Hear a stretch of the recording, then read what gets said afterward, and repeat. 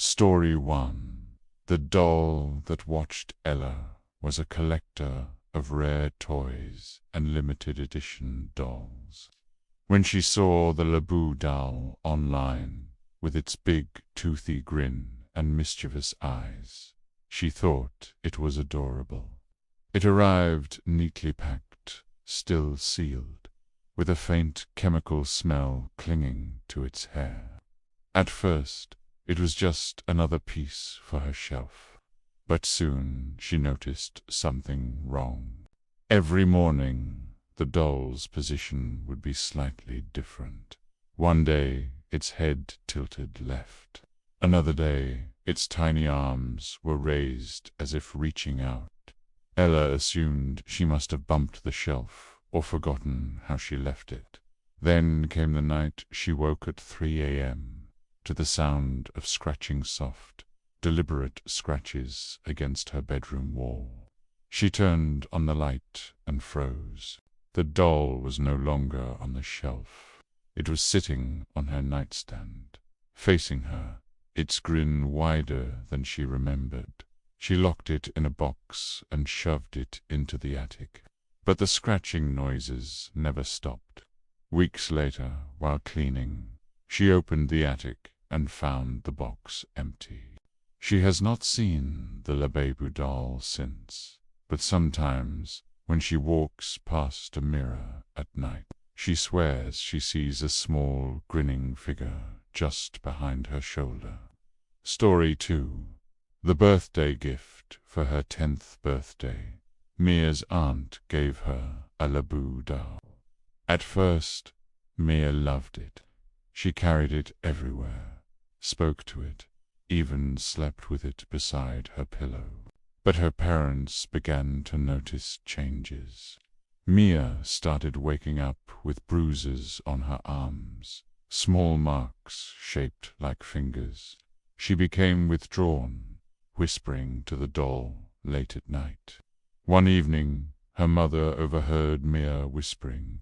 She pressed her ear to the door and heard her daughter's trembling voice say, "Please stop. I don't want to play anymore."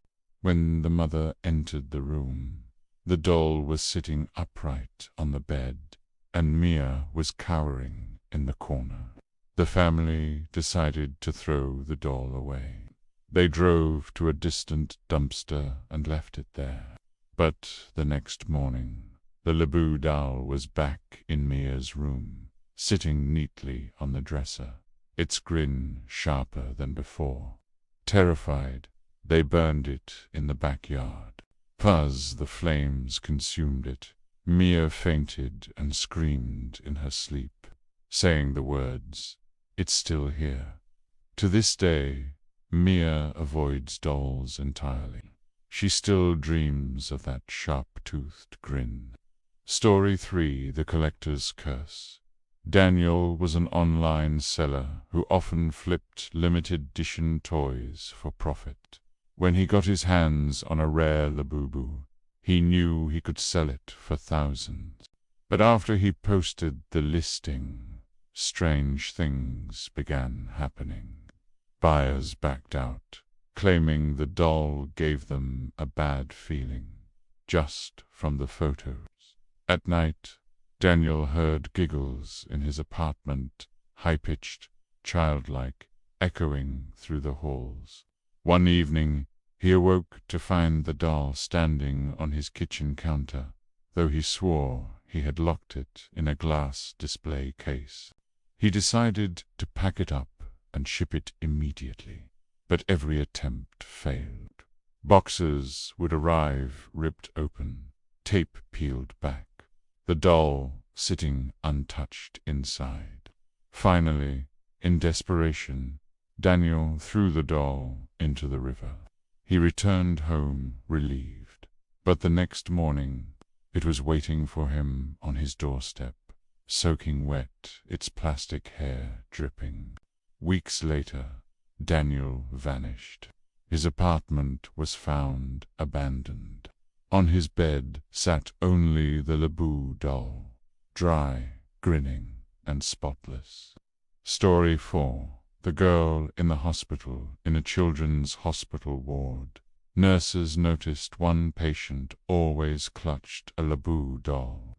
The girl had been admitted after a severe accident and rarely spoke, but she whispered constantly to the toy. At first, they thought it was a comfort object, but soon strange incidents spread through the ward. Machines malfunctioned, alarms blared at night, and several patients claimed to hear someone giggling in the halls when no staff were around. One nurse entered the girl's room during rounds and found the doll sitting on the bed while the child slept. The nurse picked it up, planning to set it aside, but the moment she touched it, her arm went numb, as if gripped by frost. She dropped it instantly. The girl woke screaming, yelling, "Don't touch her. She doesn't like you."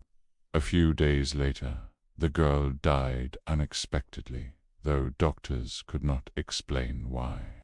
Her heart simply stopped.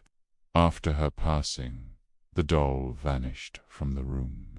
Staff assumed her family had taken it, but none of them did. And yet, months later, patients began reporting a small figure sitting at the foot of their beds at night, grinning in the moonlight with rows of sharp little teeth.